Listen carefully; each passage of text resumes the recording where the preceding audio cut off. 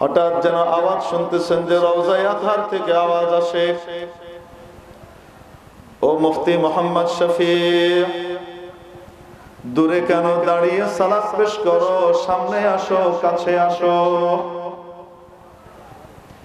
মনে রাখবে, যদি কোনো ব্যক্তি আমার সুন্নতের ধার না ধারে, আমার তরিকাকে ফলো না করে, আমার রেখে যাওয়া দিনকে সঠিকভাবে না মানে, সে আমার কবরের ভিতরে ঢুকে গেলেও সে আমার কাছ থেকে যোজন যোজন দূরে।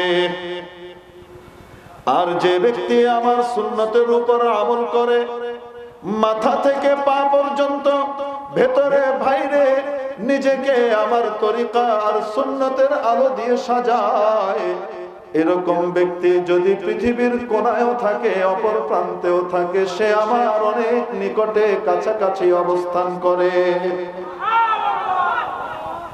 এজন্য বলছিলাম, দৈহিক এবং শারীরিক নৈকট্যের তুলনায় আত্মিক নৈকট্যের গুরুত্ব কোটি কোটি গুণ বেশি।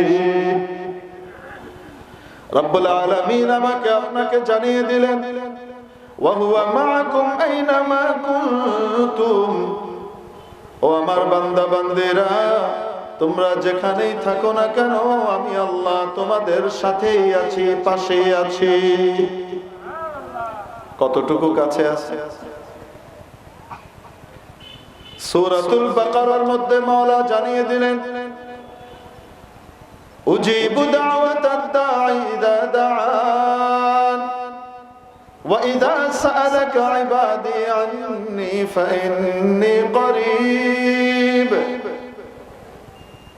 ও নবী, আপনার কাছে যখন আমার বান্দা বান্দিরা এসে জানতে চায় আমি কোথায়, আমি কত দূরে, বলে দেন অতি নিকটে, আমি অতি নিকটে।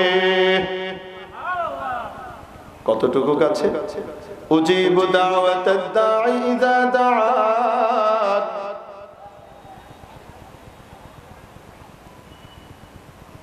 যখনই কোনো আহ্বানকারী, দোয়াকারী, প্রার্থনাকারী আমাকে ডাকে, আমার কাছে প্রার্থনা করে, আমি তার ডাকে সাড়া দিই, তার ডাকের জবাব দেই।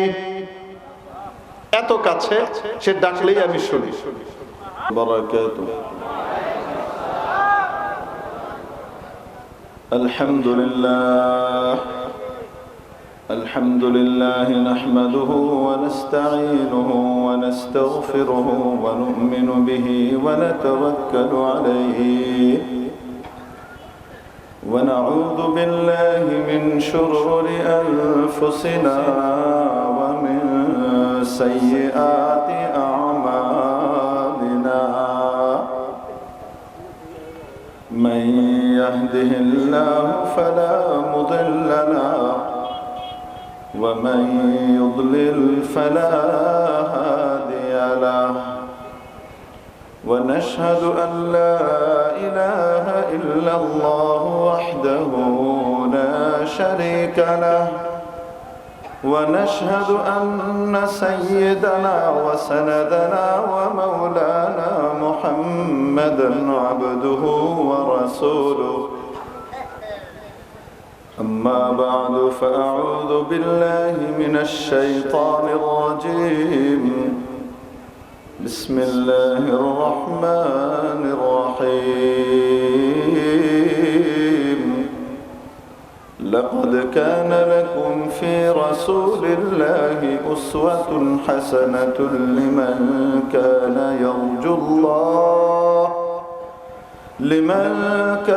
يرجو الله واليوم الآخر وذكر الله كثيرا وقال تبارك وتعالى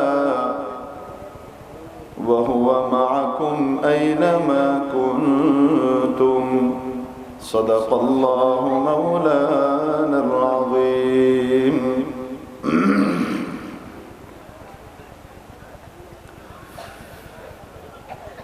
ঐতিহ্যবাহী আল আমিন ফাউন্ডেশন চকরিয়া কর্তৃক আয়োজিত আজকের এই বার্ষিক ইসলামী মহাসম্মেলনের সম্মানিত সভাপতি মহোদয়, উপস্থিত ওয়াজিবুল ইহতিরাম হাদারাতে উলামায়ে ইকরাম, ভবিষ্যৎ ওয়ারাসাতুল আম্বিয়া, আজিজ তালাবা, সর্বস্তরের ধর্মপ্রাণ ধর্মভীরু তাওহীদি জনতা, পর্দার আড়ালের পরম শ্রদ্ধেয়া মা ও বোনেরা,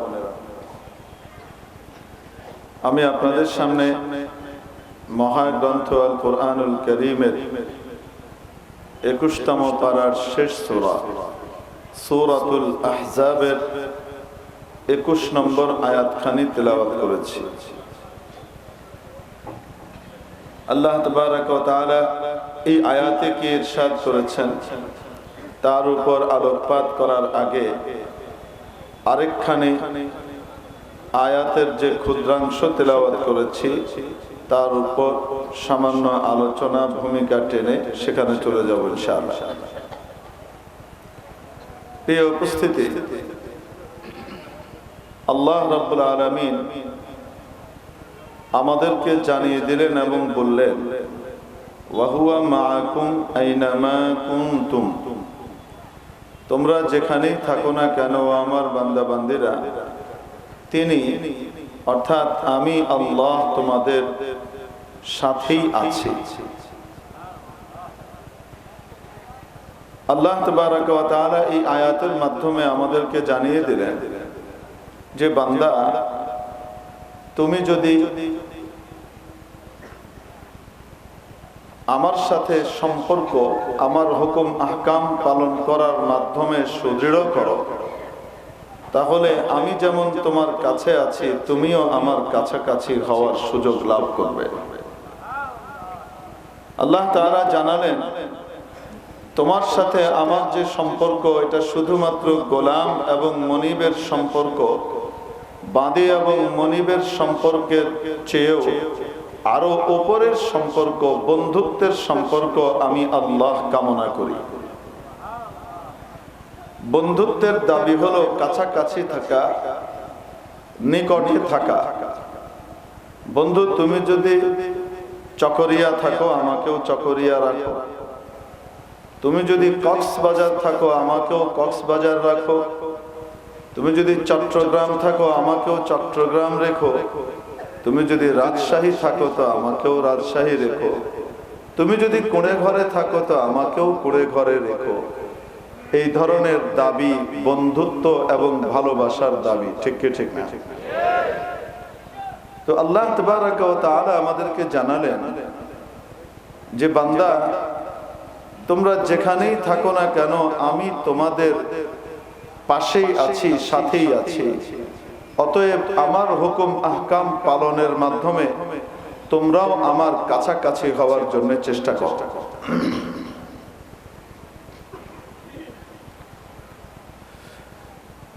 কাছাকাছি থাকাটা, পাশাপাশি থাকাটা, নৈকট্য, এটা দুই রকম। একটা হলো দৈহিক নৈকট্য, আরেকটা হলো আত্মিক বা রূহানি নৈকট্য। দৈহিক নৈকট্য যেমন আমি আপনার কাছাকাছি বসে আছি, আপনি আপনার পাশের জনের কাছাকাছি বসে আছেন, এটা হলো শারীরিক নৈকট্য, দৈহিক নৈকট্য। আরেকটা হলো মানসিক, চেতনাগত, চিন্তাগত, রূহানি, কলবি নৈকট্য, আত্মিক নৈকট্য। দৈহিক নৈকট্যের তুলনায় আত্মিক নৈকট্যের গুরুত্ব কোটি কোটি গুণ বেশি। বিষয়টা একটু পরিষ্কার করে বোঝানোর জন্য একটি ঘটনা আপনাদের খেদমতে পেশ করছি। আমার দাদা উস্তাদ, বহু গ্রন্থ প্রণেতা, বিদগ্ধ ফিকাহবিদ, তাত্ত্বিক, মুফতি আজম হযরত মুফতি মোহাম্মদ শফি রহমতুল্লাহ আলাইহি হজ শেষ করে মদিনায় তয়্যিবায় হাজিরি দেওয়ার জন্য হাজির হয়েছেন। আল্লাহর হাবিব সাল্লাল্লাহু আলাইহি সাল্লামের সামনে দাঁড়িয়ে একটু সালাত ও সালাম পেশ করবেন, দুরুদ পেশ করবেন, আরজি পেশ করবেন। এই জন্য রওজায়ে আতহারের কাছে উপস্থিত হয়েছেন। আল্লাহর হাবিব সাল্লাল্লাহু আলাইহি ওয়াসাল্লামের দরবারে হাজির হয়ে সালাত ও সালাম পেশ করার তামান্না, আকাঙ্ক্ষা, কামনা, বাসনা, আগ্রহ, আকুলতা, ব্যাকুলতা, অস্থিরতা কার না থাকে? কোন মুমিন মুসলমানের না থাকে? সকলের মনের আকুতি, সকলের মনের চাওয়া এবং পাওয়া যেন এটাই থাকে। শৌকে আতিশ সে তড়পতা হুঁ সদা मैं बेकरार, शौक़े आतिश से तड़पता हूँ सदा मैं बेकरार, हाज़िरी शहरे मदीना कब नसीब हो मुझे, हाज़िरी शहरे मदीना कब नसीब हो मुझे, गुंबद खदरा दिखा दे रोज़े अतहर मुझे, गुंबद खदरा दिखा दे रोज़े अतहर मुझे, दरमियाने कब्र मिंबर गिड़गिड़ाने दे मुझे,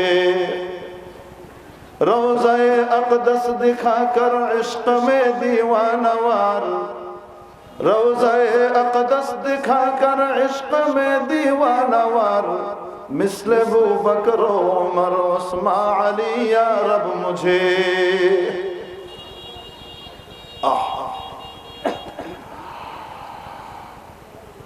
দরবারে নববীতে হাজির হয়ে সালাত ও সালাম পেশ করার কামনা আর বাসনা নিয়ে একজন ইমানদার মুসলমান তার নিজের জীবনটা শেষ করে দেয়।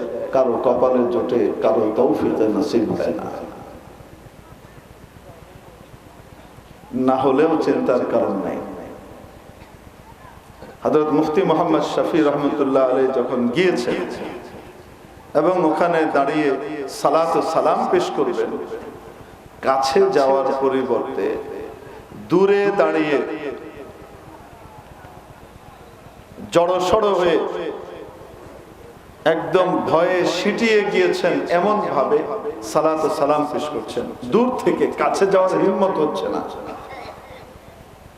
কারণ এটা কোন জায়গা, এটা কোন দরবার, যেই দরবারের নেক নজর পেয়ে গেলে আল্লাহ তাবারাকা ওয়া তাআলার রহমতে বেড়া পার, আর সামান্য এদিক ওদিক হয়ে গেলে দুনিয়া আখিরাতের সবকিছু বরবাদ হয়ে যাওয়ার আশঙ্কা আছে। ঠিক কি ঠিক না? যেই স্থানের সাথে, মাটির যেই জায়গার সাথে সরকারে দো জাহান শফিউল মুজনিবিন রাহমাতুল লিল আলামিন নবীজি মুহাম্মদুর রাসূলুল্লাহ সাল্লাল্লাহু আলাইহি ওয়াসাল্লামের প্রিয় বদনখানি লেগে আছে, স্পর্শ করে আছে, ওই জায়গাটার দাম আল্লাহ তাআলার কাছে নিজের আরশের চাইতেও বেশি, বেশি আরশের চেয়েও প্রিয়। খাতামুল ফুকাহা ওয়াল মুহাদ্দিসিন ইমামুল আসর আল্লামা আনোয়ার শাহ কাশ্মীরি রহমতুল্লাহ আলাইহি ওই জায়গার গুরুত্ব এবং অবস্থা, নাজুকতা, স্পর্শকাতরতা বুঝাতে গিয়ে তার ভাষায় এভাবে ব্যক্ত করেছেন: পাকিজা তারাজা আরশে বরি জান্নাত ও আফলাক, পাকিজা তারাজা আরশে বরি জান্নাত ও আফলাক, आराम गाहे पाक रसूल अरबी है, ऐ ज़ाहिर बैते नबवी याद रहे ये, ऐ ज़ाहिर बैते नबवी याद रहे ये, बेकायदा या जुम्बिश लब बेअदबी है, आहिस्ता कदम पस्त निगाह पस्त सदा हो, आहिस्ता कदम पस्त निगाह पस्त सदा हो, खाबिदा यहाँ रूह रसूल अरबी है। ओ नबीर रौजा ज़ियारतकारी, ओ नबीर बाड़ी दर्शनकारी, তুমি একটু কান খুলে শুনে নিও, কোথায় এসেছো বুঝে নাও। তুমি তো এমন জায়গায় উপস্থিত হয়েছো যেই জায়গার মূল্য রব্বুল আলামিনের নিকট নিজের আরশের চেয়েও অনেক বেশি, যেই জায়গার মর্যাদা নিজের আরশের চেয়েও মাওলায়ে পাকের কাছে বেশি। ও নবীজির বাড়ি জিয়ারতকারী, কোথায় তুমি এসেছো? তুমি তো হয়তো উপলব্ধি করতে পারছো না। মনে রাখবে, এখানে সামান্য একটু এদিক ওদিক হয়ে গেলে, মুখের সামান্য অপব্যবহার হয়ে গেলে নিজের জীবন নাশের আশঙ্কা থাকতে পারে। ও নবীর জিয়ারতকারী, তুমি এমন জায়গায় এসেছো যেখানে আসার পরে তোমার নজরকে আনত করে নিও, তোমার দৃষ্টিকে আনত করে ফেলো, তোমার কদমগুলোকে আস্তে আস্তে রেখো যেন কোনো আওয়াজ না হয়, এবং তোমার কথাবার্তা গুলোকেও সংযত করে ফেলো। মনে রাখবে, আল্লাহর হাবিব সাল্লাল্লাহু আলাইহি ওয়াসাল্লামের রূহ এখানে আরাম করছে, কষ্ট দেবে না। এই কথা বললে আমাদের দেশে চিংড়ি মাওলানা আছে। চিংড়ি মাওলানা বুঝুন? চিংড়ি মাওলানা হলো ইসা মাছ করে। আমাদের দেশে কি করে? ইসা মাছ। বড় বড় তিমি, হাঙ্গর, এরা সাগরের উপরে লাফালাফি করে না, এরা তীব্র গতিতে ছুটে, এদের গতি অনেক। এরা কিং, সাগর মহাসাগরের কিং এরা, কিন্তু লাফালাফি করে কম। তার তুলনায় ইসা মাছ উট্টনের দূরে লাভ যে মারে, দেখছেন লাভ কেমন মারে? আসতে নেই আর হুন্দা দিয়ে লাভ মারে, এভাবে পিঠের দিক দিয়ে এমন এক লাভ মারে, পারলে সে আকাশ ছুঁয়ে ফেলবে, না জানি কি। আরে আছে না নাই? তো কোরআন হাদিসের ইলমের দিক থেকে যাদের অবস্থা এই পিচ্চি ইসা মাছের মতো, তারা ইমাম আবু হানিফা রহমতুল্লাহ আলাইহির মাসলাক আর মাযহাব আর মাসআলা বললে তাদের পেট ভরে না, তারা এখানে ক্যাঁকু করতে থাকে। আমি নাম বলবো না, আছে না নাই? এদের হাতের ভিতরে একটা শিরিকের সিল নিয়ে ঘুরে, এরা রাবার স্ট্যাম্প সিল, যে এনে সে এনে কি মারতে থাকে? শিরিক শিরিক শিরিক শিরিক শিরিক মারতে থাকে, আছে না নাই? আল্লাহর হাবিব সাল্লাল্লাহু আলাইহি ওয়াসাল্লামের সহিহ হাদিস মানার দাবি করে, অথচ যদি যুক্তিতে না ধরে মানতে চায় না। দলিল দিব? আল্লাহর হাবিব সাল্লাল্লাহু আলাইহি ওয়াসাল্লাম ইরশাদ করেছেন, সহিহ হাদিস, আল আম্বিয়াউ আহইয়াউন ফি কুবুরিহিম, নবীরা তাদের কবরের ভিতরে জীবিত থাকেন। এই কথা কার? আল্লাহর হাবিবের। ঠিক কি ঠিক না? আরে আল্লাহর নবীর কথা মানে কার কথা? আরো আসতে বলেন। কেন? সূরাতুন নাজমের ৪র্থ আয়াতে মাওলা বলে দিয়েছেন, ওয়া মা ইয়ানতিকু আনিল হাওয়া, মুহাম্মদ নিজের মন থেকে কোনো কিছু বলেন না, ইন হুয়া ইল্লা ওয়াহয়ু ইউহা, যা বলেন তা আল্লাহর তরফ থেকে ওহী পান তাই বলেন। মুহাম্মদ হরগিজ না গুফতা তা না গুফতা জিবরাইল, মুহাম্মদ হরগিজ না গুফতা তা না গুফতা জিবরাইল, জিবরাইল হরগিজ না গুফতা তা না গুফতা রব্বুল জলিল। নবীজি যা বলেন তা নিজের তরফ থেকে বলেন না, আল্লাহর তরফ থেকে বলেন। অতএব যদি নবীজি বলে নবীরা কবরের মধ্যে জীবিত থাকেন, তাহলে এই কথা কি নবীর না আল্লাহ? নবীরা তাদের কবরের মধ্যে জীবিত, এটা কি মোল্লার কথা না আল্লাহর কথা? আল্লাহর কথা হইলে কি হবে? নবীজির কথা হইলে কি হবে? সহিহ হাদিসের সিহহাতের চূড়ান্ত পর্যায়ে পার করে গেলে কি হবে? আমাদের দেশে সহিহ হাদিস মানার দাবিদার কিছু মৌলভী সাহেব আছে। সাধারণ মানুষ যারা সহিহ হাদিস মানার জন্য যায়, এদের দিল ভালো, মন খোলা, সহিহ হাদিস অথেন্টিক মানতে চায়, এই জন্য তারা ওদিকে শিরোনাম দেখে আর ব্যানার দেখে লাফ মারে। জানে না যে যাদের পিছনে দৌড়াইতেছে এগুলা যুক্তির উপরে চলে, হাদিস মানে কম। হাদিস যদি তার যুক্তি অনুপাতে হয়, মন মতো হয়, তাইলে ঠিক আছে। আর হাদিস যদি হানাফি মাযহাবের পক্ষে হয়, তাইলে আর ভালো লাগে না। তার মত মতো না হইলে যত সহিহ হাদিস হোক না কেন, মুতাওয়াতির হাদিস হইলেও তার ভালো লাগে না। যুক্তির সাথে না মিললে মানতে চায় না। আল্লাহর নবী তার কবরের ভিতরে জীবিত, কিভাবে জীবিত, কেমন জীবিত কে জানেন? আমরা জানি না, বাস শুধু আমরা এতটুকু জানি আল্লাহর নবী তার কবরের ভিতরে, নবীরা তাদের কবরের ভিতরে কি থাকে? জীবিত থাকে। এই জীবনের রূপ কেমন, আকৃতি কেমন কে জানে? অতএব নবীজি বলেছেন, আমরাও বিশ্বাস করি। ঠিক কি ঠিক না? কোন যুক্তির দরকার আছে? কোন যুক্তির দরকার নেই। আমরা যুক্তি মানি না, আমরা নবীর বাণী মানি। বুঝাইতে পারি না? এখন আল্লাহর হাবিবের সামনে দাঁড়িয়ে যেন কেউ বেয়াদবি না করে, এই কথা বললে আনোয়ার শাহ কাশ্মীরি বলছেন, খাতামুল ফুকাহা ওয়াল মুহাদ্দিসিন, উনি যেহেতু বলছেন তারপরেও বলবে আনোয়ার শাহ কাশ্মীরি আলেম ভালো, কিন্তু শিরিকের গন্ধ আছে। কিসের গন্ধ আছে? শিরিকের গন্ধ আছে। আল্লাহ এগুলোর হেদায়েত করুক, বলেন আমিন। শিরিকের গন্ধ আছে কেন? নবীজি কি দেখেন নাকি, শুনেন নাকি? বলে কি বলেন? নবীজি তার কবরে থাকা অবস্থায় ওখানে কেউ হাজির হলে সামনে যে সালাম দেয় তার কথা শুনতে পারেন কি পারেন না? এটা আলবানি লালফানি বেশি বুঝে নাকি হযরত ওমর বেশি বুঝেন? বলেন না কেন? কে বেশি বুঝে? হযরত ওমর রাদিয়াল্লাহু তাআলা আনহু মসজিদে নববীতে বসা।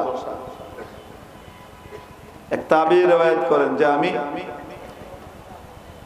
মসজিদে নববীতে বসে, বনু সাকিফ গোত্রের তায়েফ থেকে আসছিলেন তারা, দুইজন কথাবার্তা বলছেন, একটু জোরে জোরেই কথা হচ্ছে। তো হযরত ওমর রাদিয়াল্লাহু তাআলা আনহু পিছনে বসা ছিলেন, তারা দেখেন না। ওনারা বলেন যে আমাদের গায়ে একটা পাথরের কণা এসে পড়লো, তো এটা কে নিক্ষেপ করলো এটা দেখার জন্য পিছনে ঘুরে দেখি ওমর ইবনুল খাত্তাব রাদিয়াল্লাহু আনহু বসা। তো ইশারায় উনি আমাদেরকে ডাকলেন, ডেকে বসিয়ে তারপর বললেন, কোত্থেকে এসছো? মদিনা? জি না। কোথাকার? তায়েফ থেকে এসেছি, বনু সাকিফ। উনি বললেন, তোমরা অতিথি, দূর থেকে এসেছো, এখানকার রীতি জানো না। যদি তোমরা এখানে থাকতা, এখানকার বাসিন্দা হতা, লাজআলতুকুমা নাকালান ইলা ইয়াউমিল কিয়ামা, তোমাদেরকে আমি এমন কঠিন সাজা দিতাম যে কিয়ামত পর্যন্ত মানুষ তোমাদের এই সাজা মনে রাখত, এটা নজির হয়ে থাকতো। দৃষ্টান্তমূলক শাস্তির ব্যবস্থা করতাম। কেন? তোমরা এখানে বসে আছো, আল্লাহর হাবিব সাল্লাল্লাহু আলাইহি সাল্লাম এখানে শুয়ে আছেন, এখানে জোরে জোরে কথা বলে ওনাকে কষ্ট দিচ্ছ। ওমর শিরিক বুঝে নাই, শিরিক আলে হাদিস বুঝছে।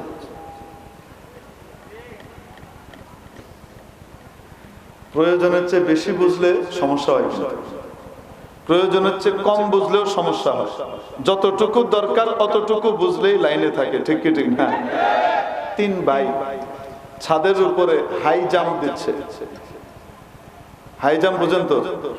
এরকম কি দিছে, আরে দড়ি টানাইছে, এই দড়ির উপর দিয়ে লাফ দিয়ে কি করতে হবে? যেতে হবে। এক ভাই লাফ দিছে, এই বেচারা আটকায় গেছে, জোর ওরকম হয়নি। আরেকজন পিছন থেকে এসে লাফ দিছে, সে দড়ি পার করে ওই পাশে গিয়ে পড়ছে।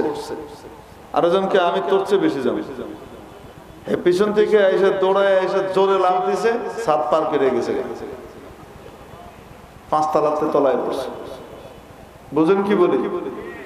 এই জন্য নবী করিম সাল্লাল্লাহু আলাইহি ওয়াসাল্লামের বাণীর দিকে ভ্রুক্ষেপ না করা, না মানা, হাদিসকে বাইপাস করে নিজের মন মতো চলতে থাকা, এটা হলো ওই প্রথম ছেলের মতো, যে ছেলে লাফ দিয়ে আটকায় গেছে। দ্বিতীয় জন হলো হাদিস এবং কোরআনের প্রতি যথাযোগ্য মর্যাদা দিয়ে, যেমন যেটা তেমন সেটা, আকাবিরের নাহাজে, তাবেঈন, তাবে তাবেঈন, সাহাবায়ে কিরামের ব্যাখ্যা মেনে তারপর সেটা অনুযায়ী আমল করছে, এ হলো দ্বিতীয় ব্যক্তির মতো। আর আরেকজন হাদিস মানতে হবে, এই জন্য হাদিসে থাকলেও মন মতো হয় নাই, তাই সেটা অস্বীকার।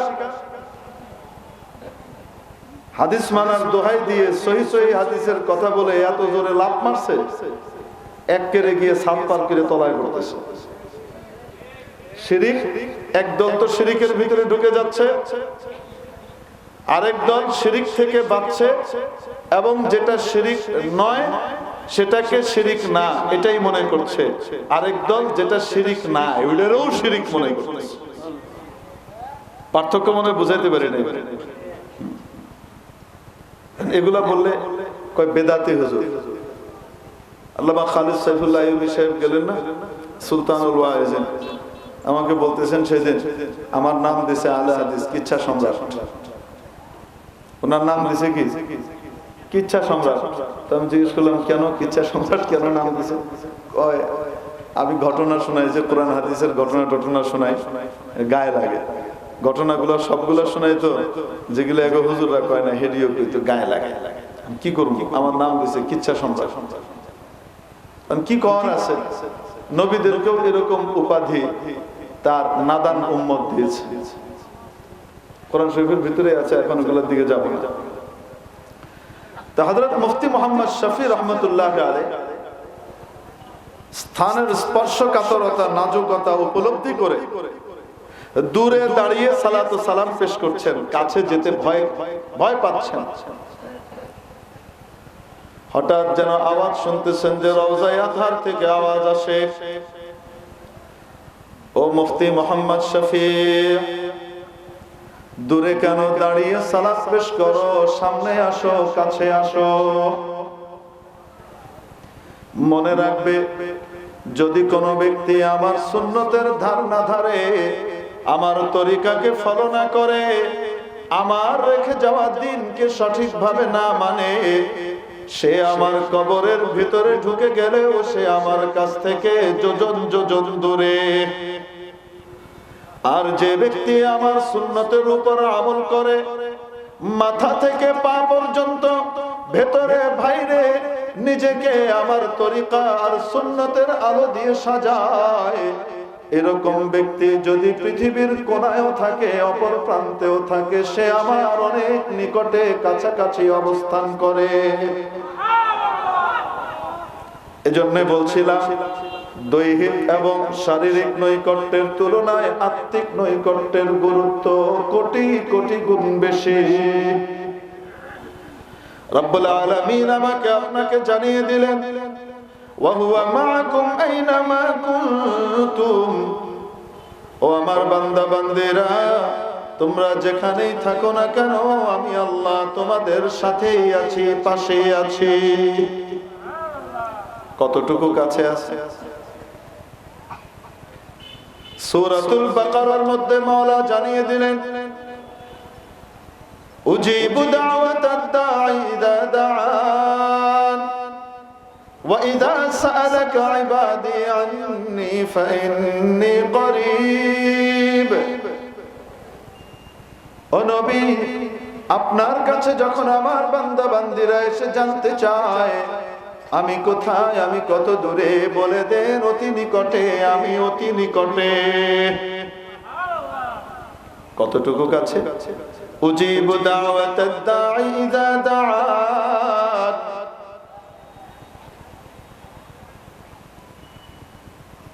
যখনই কোনো আহ্বানকারী, দোয়াকারী, প্রার্থনাকারী আমাকে ডাকে, আমার কাছে প্রার্থনা করে, আমি তার ডাকে সাড়া দিই, তার ডাকের জবাব দেই। এত কাছে, সে ডাকলেই আমি শুনি, এবং না শুনলে কি জবাব দেয় নাকি? যখনই ডাকে আমি জবাব দিই এবং আমি শুনি। এত কাছে, তাহলে আমরা ধারণা করে নিতে পারি এতটুকু কাছে, ঠিক না? আমি ডাকলে আপনি শুনবেন, এতটুকু কাছে। আসলে এতটুকু কাছে কেমনে বলি? কারণ এটা ডাকলে শুনতে পারা, এটার দ্বারা যদি নৈকট্য নির্ণয় করতে হয়, তো তাহলে সেখানে এক এক মানুষ তার ডাকের শক্তি, গলার স্বরের শক্তি এবং যিনি শুনবেন তার শ্রবণ শক্তি, দুইজনের উপরে ভিত্তি করে এটার কাজ এবং দূরত্ব নির্ণীত হয়। একজন বাজখাই গলার লোক যদি এখান থেকে আওয়াজ করে, তাহলে ওই মাহফিলের শেষ মাথা থেকে, রাস্তা থেকেও একজন মানুষ শুনতে পাবে, ঠিক কিনা? আর যদি আমার মতো দুর্বল স্বরের কোনো মানুষ ডাক দেয়, তো তাহলে 20-25 হাত দূর থেকেও হয়তো ঠিক মতো শুনতে পাবে না। হযরত আব্বাস রাদিয়াল্লাহু তাআলা আনহু, ওনার গলার আওয়াজ, ডাক 8 মাইল দূর থেকে শোনা যেত। রিজালের কিতাবগুলো দেখেন, হযরত আব্বাস রাদিয়াল্লাহু তাআলা আনহুর গলার স্বর এত উঁচু পর্যায়ের ছিল, যদি উনি জোরে ডাকতেন, কত মাইল দূর থেকে? 8 মাইল দূর থেকে কি হতো? শোনা যেত। বর্তমান হিসেবে ধরলে কিলোমিটারের হিসেবে প্রায় 13 কিলোমিটার। আমরা বলবো, ইজ ইট পসিবল? হুজুর এগুলো কি বলেন? এই জন্যই তো আপনাদেরকে কিচ্ছা সম্রাট বলে, গাঁজাখুরি কথা বলছেন। হ্যাঁ, আমরা তো অথেন্টিক কথা বলছি, কিতাব থেকে বলছি। আপনি বাস্তবতা উপলব্ধি করতে পারছেন না, ব্যর্থতা আপনার, কিতাব বলার ব্যর্থতা না। কেন? আজ থেকে শখানেক বছর আগেকার কথা। আমার উস্তাদে মুহতারাম হযরত মাওলানা নাদিরুজ্জামান সাহেব দামাত বারাকাতুহুল আলিয়া, যাকে নরসিংদীর হুজুর হিসেবে বা কামরার হুজুর হিসেবে মাদানীনগর মাদ্রাসায় সবাই চিনত। তো আমার হুজুর আমাদেরকে ঘটনা শুনিয়েছেন যে ওনার দাদা অত্যন্ত শক্তিশালী মানুষ ছিলেন। একবার টয়লেট সারার জন্য দূরে গেছেন বাইরে। ওই জমানায় তো মানুষ বাথরুম টাথরুম বানাইতো না, খেতে টেতে চলে যেত, ঝোপঝাড়ে জঙ্গলে চলে যেত। তো দূরে ঝোপঝাড়ে গিয়েছে, কিছু মানুষ ঘরে বাথরুম টাথরুম বানাতো, খুব সভ্য মানুষ হলে। গ্রামের মানুষের এত তালটাল ছিল না, জায়গা অনেক খালি পড়ে থাকতো, এত বাড়ি ঘরও ছিল না। তো দূরে গিয়ে বাথরুম করতেছেন, কোত্থেকে এক বাঘ আসছে। বাঘ সাহেবের খুব খায়েশ হয়েছে হুজুরের দাদাকে খাবে। এখন যখন মুখ পেতে লাফ দিয়েছে, ওই মুহূর্তে উনি দেখেছেন যে বাঘ লাফ দিয়েছে। ঘাবড়ান নেই, মুহূর্তের ভিতরে স্টিলের না, যে পিতল আছে না, কাঁসা বলে, এই কাঁসার বদনা খুব শক্ত, এই বদনা ঠাস করে উঠিয়ে বাঘের মুখ বরাবর ধরেছে। বাঘ তো সামনে এসে হা করেছে, গলা খাবে। তো এই বদনার মোড়া ঢুকে গেছে বাঘের চোয়ালের ভিতরে। ঢুকে যাওয়ার পরে এখন চোয়াল লক হয়ে গেছে। এখন খুব কিছু করে, বদনা তো বেরোয় না।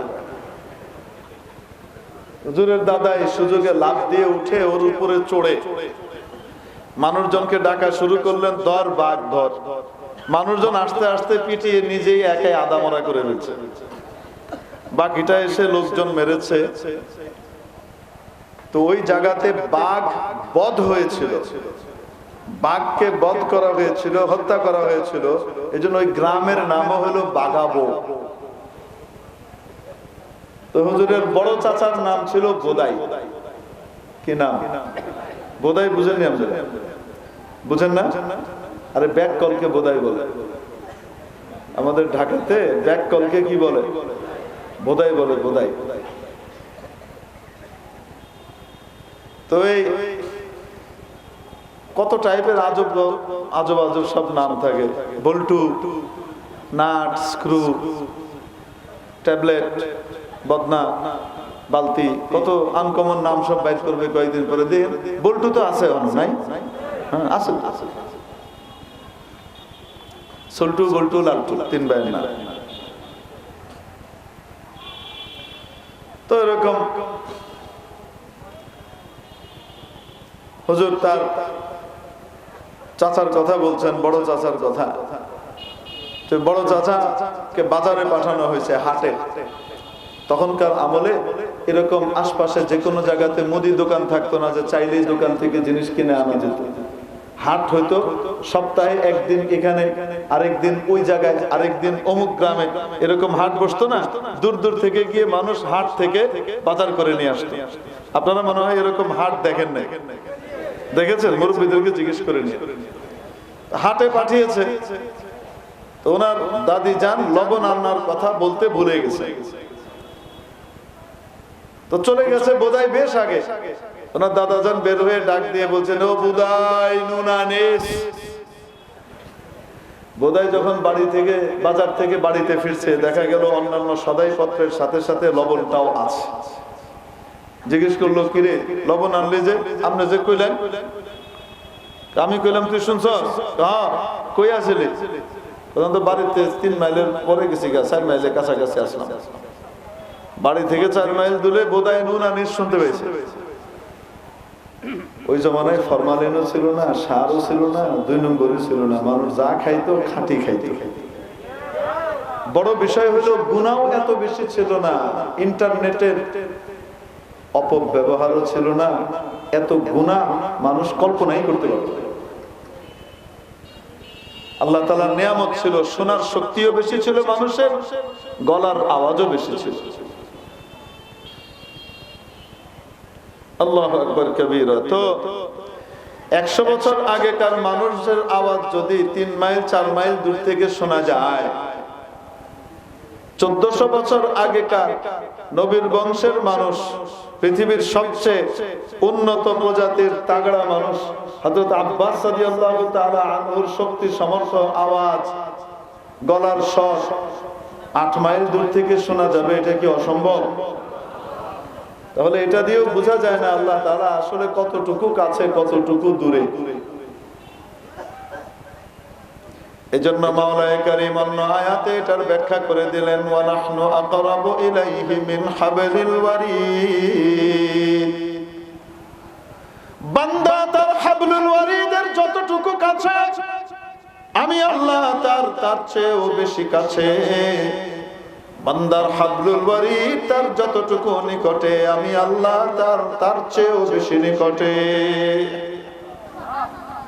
প্রশ্ন হলো হাবলুল ওয়ারিদ কি জিনিস, আর আমি কোথায় থাকি? আপনি বলবেন, হুজুর আপনি চেয়ারে বসছেন, আমরা নিচে বসছি, আসি কোথায় দেখতেই তো পাইতেছি। এটা আমি না, এটা আপনি না, এটা আমার আপনার শরীর। আমি আর আপনি অন্য জিনিস। আমি আর আপনি যখন চলে যাব, তখন এই শরীরটা আমি আর আপনি থাকবো না, লাশ হয়ে পড়ে থাকবে, মাটির খোরাক হবে, পচন ধরবে, নড়াচড়া করতে পারবে না। ঠিক কি ঠিক না? এজন্যই দেখা যায় একজন মানুষের ইন্তেকাল হয়ে গেছে, বাড়ির মধ্যে তার কবরের তার ইয়েটা রাখা, লাশটা রাখা ঘরের মধ্যে, ছেলেও কাঁদে, মেয়েও কাঁদে, আব্বা জান আপনি কোথায় গেলেন আমাদেরকে ছেড়ে? বলে কি বলে না? আব্বা জান তো এখানেই আছে, কোথায় গেছে? বোঝা গেল এটা আব্বা জানের শরীর। আসল আব্বা জান আল্লাহর ডাকে সাড়া দিয়ে অন্য কোথাও চলে গেছেন। ঠিক কি ঠিক না? তো প্রশ্ন হলো আমি আর আপনি কোথায় থাকি, এটা জানতে মন চায়? ঠিক আছে। এক, 2 হলো হাবলুল ওয়ারিদ কোথায় থাকে, কাকে বলে? এই দুটা জিনিস জানলে বোঝা যাবে আল্লাহ তাআলা আমার আপনার কতটুকু নিকটে। মানুষের শরীরে যে অঙ্গ প্রত্যঙ্গের সঞ্চালন ঘটে, চলাফেরা করে, নড়াচড়া করে, এগুলা ব্লাড সার্কুলেশনের মাধ্যমে আল্লাহ তাআলা নিয়ন্ত্রণ করেন। রক্ত চলাচল যদি কোনো অঙ্গে বন্ধ হয়ে যায়, তো সেখানকার নার্ভও অকেজ হয়ে যেতে থাকে, ওই জায়গাতে ওই অঙ্গটা অসাড় হয়ে যায়, বোধহীন হয়ে যেতে থাকে। তো এই যে রক্তগুলো আমাদের শরীরের আগায় আগায়, লোমকূপের গোড়ায় গোড়ায়, যেখানে যেখানে দরকার প্রতি মুহূর্তে পৌঁছচ্ছে, এই রক্তটা ছিটকে যায় হার্ট থেকে।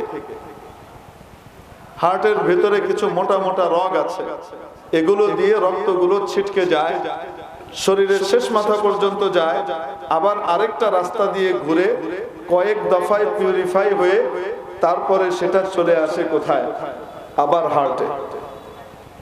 যেতে যেতে দূষিত হয়ে যায়, ফিরে আসার পথে আল্লাহ তাবারাকা ওয়া তাআলা ফুসফুসের মধ্যে নিয়ে কিডনির উপর দিয়ে এনে বিভিন্ন জায়গা দিয়ে এনে এটাকে পরিশোধন করে আবার দূষণ মুক্ত করে একদম পরিপূর্ণ অক্সিজেন ভরে তারপরে এটা আবার হার্টের কাছে ফেরত পাঠিয়ে দেয়।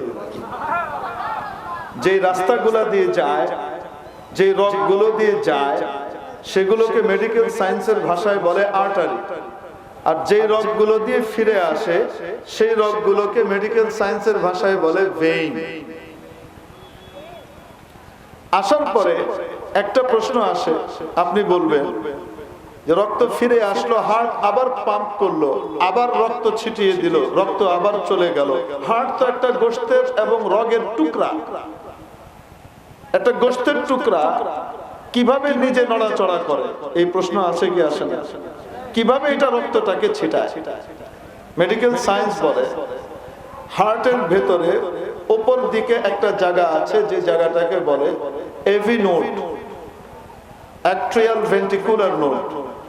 ওখানে ইম্পালস তৈরি হয়, স্পন্দন তৈরি হয়, আর ওই ধাক্কায় রক্ত সারা শরীরে ছিটকে যায়।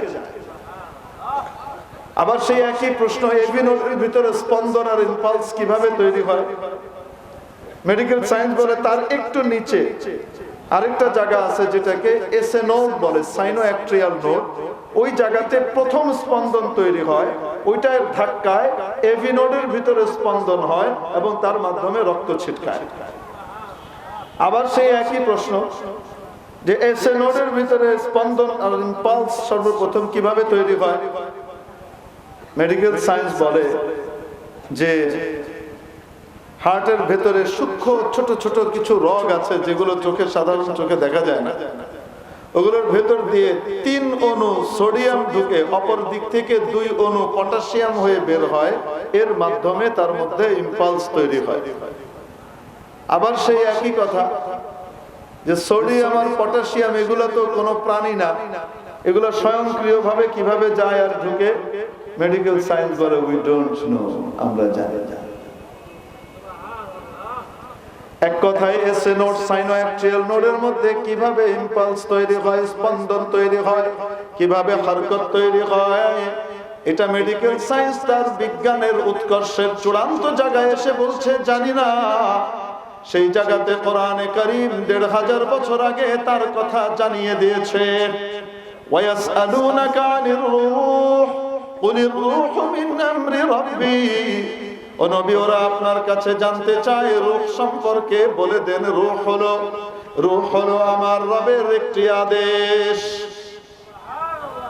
এখানে আলমে আমর এবং আলমে খালকের ভিতরে পার্থক্য করা হয়েছে, তাফসীর করলে বোঝানো মুশকিল, এজন্য এদিকে যাব। যে জিনিসের সমাধান মেডিকেল সায়েন্স আজও দিতে পারে নাই, সেই জিনিসের সমাধান ১৫০০ বছর আগে কোরআনে কারীম দিয়ে গেছে, ঠিক কিনা? ওই যেই জায়গায় সর্বপ্রথম স্পন্দন তৈরি হয়, ওইখানে আমি আর আপনি থাকি। যখন মাওলার আদেশ হবে তখন ওখান থেকে বের হয়ে চলে যাওয়া লাগবে, ঠিক কিনা? কুলির রূহু মিন আমরি রাব্বি। তাহলে আমি আপনি কোথায় থাকি? হার্টের ভেতরে, ঠিক কি ঠিক না? এবার আসেন হাবলুল ওয়ারিদ কাকে বলে? ওই যে হার্টের ভেতরকার মোটা মোটা যে রগগুলা আছে না, যে রগগুলা দিয়ে রক্ত ছিটকে যায়, ওই রগগুলাকে হাবলুল ওয়ারিদ বলে। মাজাজান গলার ঘাড়ের কাছে এই মোটা 2 রগকেও বলে। তাহলে হাবলুল ওয়ারিদ কি হার্টের বাইরে না ভিতরে? আসতে বলেন, ভিতরে। এবং আমি আর আপনি থাকি হার্টের বাইরে না ভিতরে? ভিতরে। তাহলে হাবলুল ওয়ারিদ এবং হার্টের ভেতরকার সেই আমি আর আপনি থাকার জায়গাটা একেবারে লাগালাগি। বাংলাদেশের বিখ্যাত কার্ডিয়াক সার্জন ডাক্তার মাহবুব মনসুর সাহেবের সাথে একবার দেখা হয়েছিল সাফা মারওয়াতে একসাথে সাই করা অবস্থায়। আমার এই আয়াতের ব্যাখ্যার জন্য এই জায়গাটা আমার দরকার ছিল, এজন্য ওনাকে আমি জিজ্ঞেস করলাম এসএ নোড, সাইনোঅ্যাট্রিয়াল নোড এবং মেইন আর্টারি, এই দুটার মাঝখানে পার্থক্য কতটুকু? হার্টের ভেতরকার কতটুকু দূরত্ব? উনি আমাকে বলছেন, আগে বলেন আপনি এসএ নোট এভি নোট এটা কই থেকে শিখবেন? এটা তো আমাদের মেডিকেল সায়েন্সের হাই কোর্টের টার্ম। এটা যে কোনো ডাক্তারকে জিজ্ঞেস করলেও বলতে পারবে না। যারা এটা নিয়ে গবেষণা করে তাদের মাথায় থাকে। সকলে পড়েছে ঠিক, মাথায় থাকবে না সব সময়। তা আমি বললাম আপনাদের মতোই কারো কাছ থেকে জিজ্ঞেস করে জেনেছি। কারণ ডক্টর এসআর খান আমার সম্পর্কে নানা হন, প্রফেসর আলিমুজ্জামান সাহেব আমার মামা হন, তেনারা বাংলাদেশের বিখ্যাত হার্ট সার্জন। তেনাদের কাছ থেকে বিভিন্ন জিনিস জেনেছি, জিজ্ঞেস করেছি। অতএব আমাদের তো পড়ালেখা করাই লাগে। আমরা তো সার্টিফিকেট নির্ভর পড়ালেখা করি না, যে কাগজ একটা পেয়ে গেলাম বাস আর দরকার নাই, এটা দিয়েই চলবে। আমাদেরকে বলা হয় অর্ধশিক্ষিত, অথচ কোরআনের শিক্ষায় যারা শিক্ষিত হয় সত্যিকার অর্থে তারাই পূর্ণ শিক্ষিত। কেন? তারা দুনিয়াও জানে, আখিরাতও জানে। আর যারা যে শিক্ষা দিয়ে শুধুমাত্র দুনিয়া জানা যায়, আখিরাতের জ্ঞান পরিপূর্ণ হয় না, সেটা কি দুই জগতের শিক্ষা হলো না এক জগতের শিক্ষা? এক জগতের শিক্ষা যদি থাকে তাহলে কি সেটা কি পূর্ণ শিক্ষা না অর্ধ শিক্ষা? আফসোসের বিষয় হলো অর্ধ শিক্ষিতরা পূর্ণ শিক্ষিতদেরকে অর্ধ শিক্ষিত মনে করে। বুঝাইতে পারেন? মনে হয় পাগল আছে না, পাগল সুস্থ মানুষকে পাগল পাগল মনে করে। পাগলের দৃষ্টিতে সে সুস্থ, আর যে ব্যক্তি সুস্থ পাগলামি করে না তাকে সে কি মনে করে? পাগল মনে করে। বুঝেন নাই? পাগল কি বলে? তাকে যখন পাগলা গারদে ঢুকানো হয় সে বলে কি, গোটা পৃথিবীটাই কি পাগল হয়ে গেল নাকি? আমার মতো সুস্থ একটাও দেখছি না। বুঝেন নাই মনে হয়? এক ঘটনা শুনেছিলাম হযরত মুফতি দিলাওয়ার সাহেব দামাত বারাকাতুহুমের মুখে। এক বয়ানে উনি বলছিলেন যে বাংলাদেশের স্বাস্থ্যমন্ত্রী এবং পাকিস্তানের স্বাস্থ্যমন্ত্রী দুজন গিয়েছেন পাগলা গারদে। তো মেন্টাল হসপিটাল দেখতে গিয়ে পরিদর্শনে যখন যাবে, তো পাগলা গারদের যিনি ইনচার্জ উনি বলছেন, স্যার পাগলরা কিন্তু বেশি মানুষ একসাথে দেখলে খেপে যায়, এজন্য বেশি মানুষ যাওয়া যাবে না। তো ওনারা বলছেন কোনো গার্ড টার্ড দরকার নেই, তারা কোথায় আছে? তারা গারদের ভিতরেই আছে। তাহলে অসুবিধা নেই, আমরা দুজন গিয়ে দেখে আসতে পারবো, সাথে আপনারা থাকলেন। তো ইনচার্জ সাহেব এই দুজনকে সাথে করে নিয়ে যাচ্ছে। ইনচার্জকে তো পাগলা গারদের পাগলরা কেউ কেউ কিছুটা চিনে। এখন যাওয়ার পরে এক পাগল জিজ্ঞেস করছে, আপনারা কারা? তো বাংলাদেশের স্বাস্থ্যমন্ত্রী উত্তর দিয়েছেন যে আমি বাংলাদেশের স্বাস্থ্যমন্ত্রী আর ইনি হলেন পাকিস্তানের স্বাস্থ্যমন্ত্রী, আপনাদেরকে দেখতে এসেছি। ওই পাগল মুখ ভেসকি মেরে বলে, এখানে নতুন নতুন আসলে এরকম অনেকে অনেক কিছু কয়, কিছুদিন থাকলে ঠিকঠাক হয়ে যায়।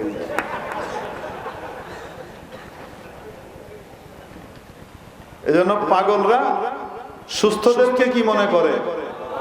অর্ধ শিক্ষিত যারা, তারা পূর্ণ শিক্ষিতদেরকে অর্ধ শিক্ষিত মনে করে।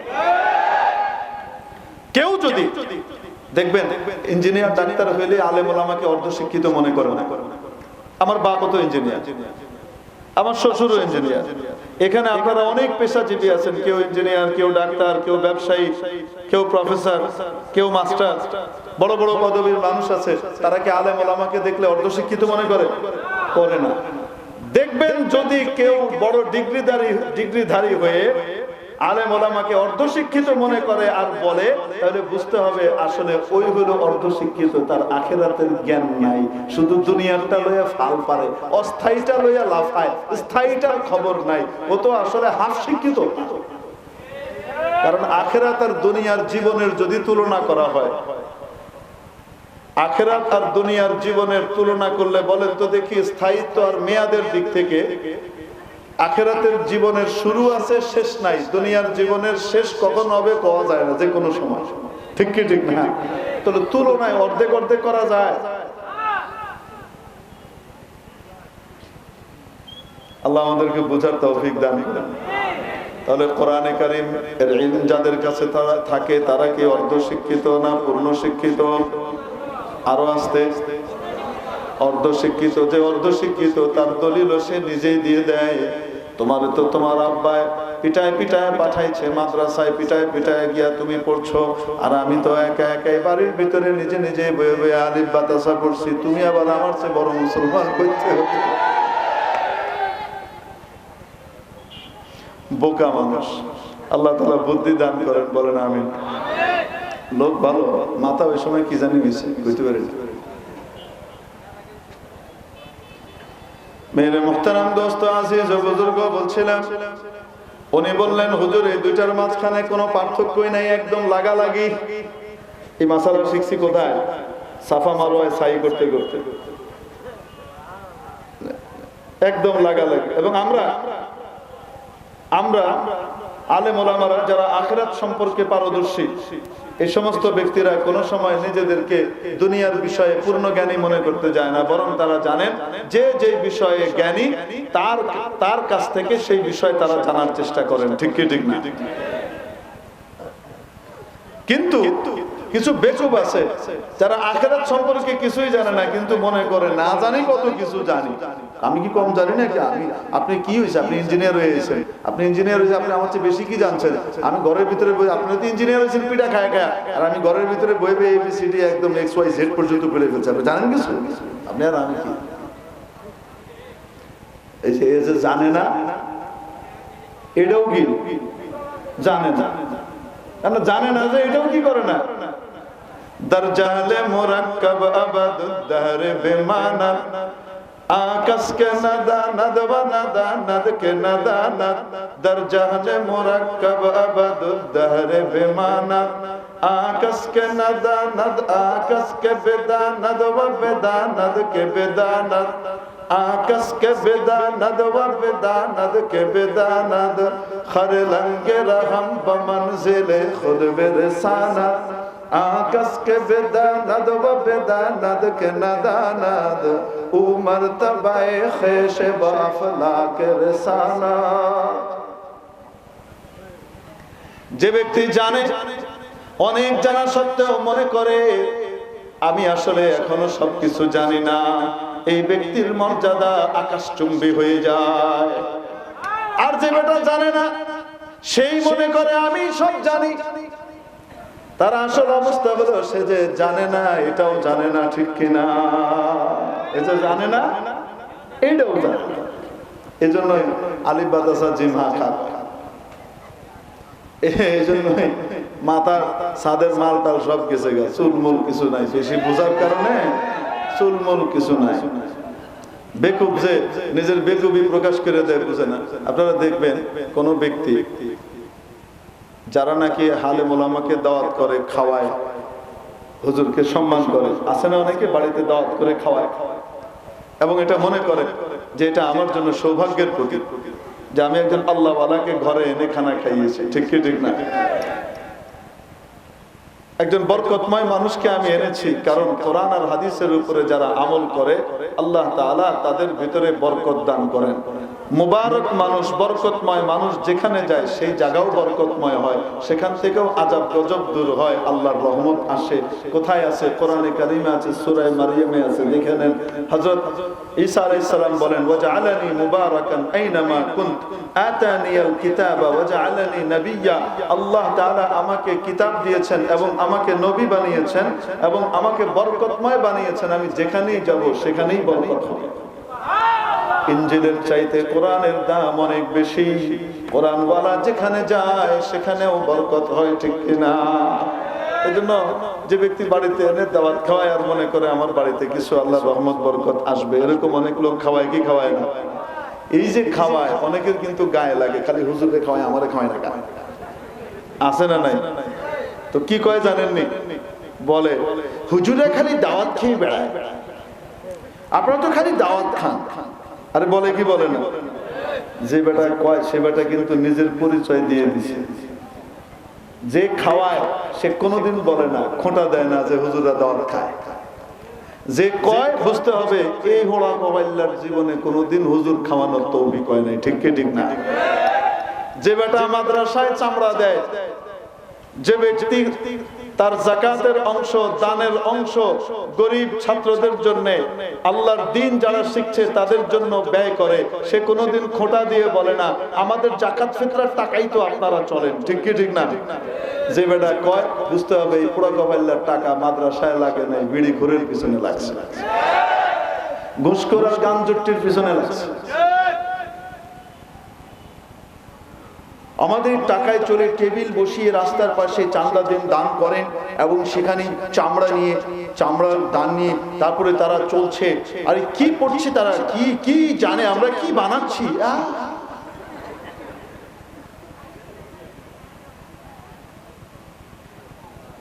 আল্লাহ তাআলা হেদায়েত দান করুন, বলেন আমিন।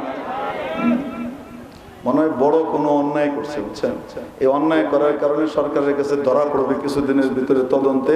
এই জন্য বাঁচার জন্য বঙ্গবন্ধু প্রেমিক সাথে আসল কাহিনী খোঁজ নিলে দেয়া যাবে। দেখো ওর এলাকার ভিতরে মূর্তি পরপর দুইটা বাংলা কয় না কেন? যেই এলাকার এসপি তার ওই এলাকার সরকারের চাওয়া জিনিসটার নিরাপত্তা দিতে পারে না, তার এলাকার ভিতরেই তো দুইবার ভাঙ্গা হইলো, ঠিক কি ঠিক না? ধরা পড়বে তো, এখন এই জন্য আবল তাবল বকতেছে। হায়া শরম থাকা দরকার। প্রথমটা তো ধরাই দিছে মৌলানা সাহেবদের কান্দে।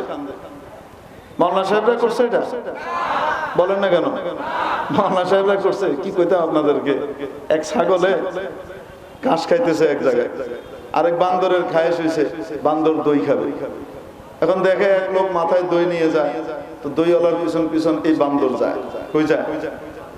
যাইতে যেতে যেতে যেতে কিছুক্ষণ পরে দইওয়ালার পেশাব লাগছে, হাঁড়িটাকে পাশে রেখে সে গেছে আইলের উপরে দূরে গিয়ে মুততে, বান্দর এসে দই খেয়ে দিয়েছে। তো এই যে কামটা করছে, চুরি করছে, এটা হলো দুর্নীতি, বান্দরামি, ঠিক কি ঠিক না? বান্দরামি করছে। পরের যেটা সেটা হলো খেয়ে যাওয়ার সময় দই যেগুলো তলায় পড়ে রয়েছে এগুলাকে কাঁচায় নিয়ে পাশে যে ছাগল ঘাস খাইতেছিল তার মুখের ভিতরে লাগাই দিয়েছে। দই খাইলো কে? নাম হইলো দই খাইলো কে? নাম হইলো কার? ঠিক কি ঠিক না? এটা হলো শয়তান। মূর্তি ভাঙলো কে? আর দোষী বানাইলো কারে? যাদেরকে দোষী বানাইলো তাদেরকে দেখা যায় বায়া বায়া বায়া বায়া উপরে উঠতেছে, ঠিক কি ঠিক না? বাইরে বায়া বায়া বায়া বায়া উপরে উঠলো, নামারটা কই? যেগুলি উঠলো সেগুলির দেখলাম চিকন চিকন দুইটা কেনে আঙ্গুলের মতো, ঠিক কি ঠিক না? মুখে দাড়ি মুড়ি নাই, কিছু নাই, উঠেই নাই। 2 দিন পরে যে 4 জনকে হাজির করলা তার ভিতরে প্রধান 2 জন এরাই নাকি ভাঙছে, দেহের মোড়া হয়ে গেছে, দাড়িও বেরিয়ে গেছে। 2 দিনে দাড়ি বের করে দেয়, এত জবরদস্ত ক্ষমতার অধিকারী। আল্লাহু আকবার। আল্লাহ ধরা পড়ায় দেয়। কে ধরা পড়ায়? আল্লাহ ধরা পড়ায় দেন। আল্লাহ ওয়ালাদেরকে বাঁচাবেন কে? আল্লাহ তাআলা বলেছেন, ও নবী, ও রাসূল, আপনার উপরে যা কিছু অবতীর্ণ হয়েছে সবকিছু খুলে খুলে পরিষ্কার করে বলে দেন। যাকে বলছেন তার কাছে প্রিয় হোক চাই অপ্রিয় হোক, প্রিয় হোক আর অপ্রিয় হোক সেটা বলে দিবেন। যখনই বলবেন তারা আপনার উপরে ক্ষেপবে, কিছু লোক ক্ষেপবে, আপনার অনিষ্ট করতে চাইবে। আল্লাহ বলেন, আল্লাহু ইয়াসিমুকা মিনান নাস, মানুষের হাত থেকে আল্লাহ আপনাকে বাঁচাবেন। এই যে দেখেন ফান্দের ভিতরে ফালায়া 2-3 জনকে ফাঁসাইয়া দিতে চাইছে, মাওলানা সাহেবদেরকে এই অপরাধের অপরাধী বানানোর জন্য চেষ্টা করেছে, আল্লাহ রাব্বুল আলামিন কুদরত দিয়ে বাঁচাইয়া দিয়েছেন, ঠিক কিনা? ধরা খাওয়াই দিছে। কেমনে? ঘটনা ঘটছে 3 তারিখে, সিসিটিভি এনে দেখা যায় 5 তারিখ। মজা না? বুঝেননি আপনারা? হুজুর এগুলো বলবেন না, চুপ করে থাকবেন, এগুলো বলবেন না। যদি বলেন তাহলে হাত ভেঙ্গে ভিতরে ঢুকে দিবেন। আরে কয় কি কয় না? আমরা তোমার হাত ভাঙতে যাব না, হয় তওবা করো, নাইলে দেখবা হাত উপরওয়ালা গুড়া কেটে দিচ্ছে। তওবা করো। তওবার আহ্বান জানাই। আল্লাহ তওবা করার তৌফিক দেন, বলেন আমিন। তারপরের মজা, কয়েকদিন পরে বাঘা যতীন একটা ভাঙা হলো, তখন আবার দেখা গেল আসল অপরাধী ধরা পড়ছে। বুঝেননি কি? এটা আর ডাকতে পারে না, ধরা পড়ায় কেডা? ওয়াল্লাহু মুখরিজুম মা কুনতুম তাকতুমুন। তোমরা যেগুলো গোপন করে লুকায় রাখতে চাও, আল্লাহ তাআলা অবশ্যই এগুলাকে ব্রাস্ট করে দিবেন। কোন সূরা? আল্লাহু মুখরিজুম, আল্লাহ এগুলাকে কি করবেন? বাইর করে ধরা পড়ায় দিবেন। দেখাই এরা হলো একটা দুষ্ট শক্তি। এই শক্তিটা সরকারও না, মাওলানা সাহেবরা। এই দেশের শত্রু আওয়ামী লীগও না, ইসলামের শত্রু আওয়ামী লীগও না, বিএনপিও না, জাতীয় পার্টিও না, কোন রাজনৈতিক দলও না। এই দেশ, জাতি, ইসলাম এবং সরকার সবার শত্রু হলো একটা দল।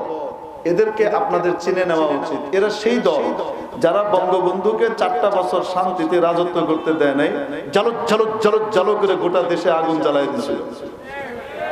মনে আছে না নাই? এরা সেই দল যারা আপনার বাবার চামড়া দিয়ে ডুগডুগি বাজাইবার চাইছিল।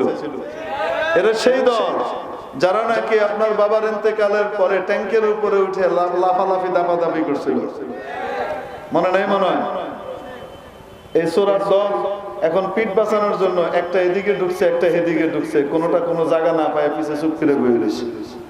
এদের কাজই হলো বাইরের বিজাতীয় এজেন্ডা বাস্তবায়ন করা এবং এদেশের আলেম ওলামা, ইসলাম প্রিয় জনতা, 90% জনতার সাথে সরকারের সংঘর্ষ বাঁধিয়ে এই দেশকে অস্থিতিশীল করে তোলা। ঠিক কি? এরাই রাতের আধারে বহুত চেষ্টা করেছে সরকারের সাথে হুজুরদেরকে লাগাই দেওয়ার জন্য, কিন্তু সরকারও টের পাইছে একবার ভুল করছে, আর করা যাবে না। আর হুজুররাও জানে আগের থেকে হুজুররা কোনো সময় সহিংস নন। ঠিক কি ঠিক না? তারা কি বলে? মা আনা বিবাসিতু ইয়াদিয়া ইলাইকা লিআখতুলাক ইন বাসাততা ইলাইয়া লিতাকতুলানি মা আনা বিবাসিতু ইয়াদিয়া ইলাইকা লিআখতুলাক। হযরত হাবিলের ভাষায় আলেম ওলামারা বলেন, আমাদের দায়িত্ব সহি কথা বলে দেওয়া, বুঝিয়ে দেওয়া, মানা না মানা অন্যদের দায়িত্ব, মানানো ফিটায় ফুটায়া এটা আমাদের দায়িত্ব না। আমাদের দায়িত্ব সঠিক কথা বলে দেওয়া। ঠিক কি ঠিক না? আলেম ওলামা হাবিলের ভাষায় কথা বলতেছে। আর কিছু লোক আছে যেগুলা কাবিলের ভাষায় কথা বলে। কাবিল কি কয়? লাখ তুলার না। হাবিলকে বলে আমি তোকে মেরে ফেলবো। কি করবো? মেরে ফেলবো। কাবিলের ভাষায় কথা কই না লোক আমাদের দেশে আছে না নাই? ঘাড় মোটকে ধরকে নাই, হাত ভেঙে ভিতরে ঢুকিয়ে দেবো নাই, চিনে নিন।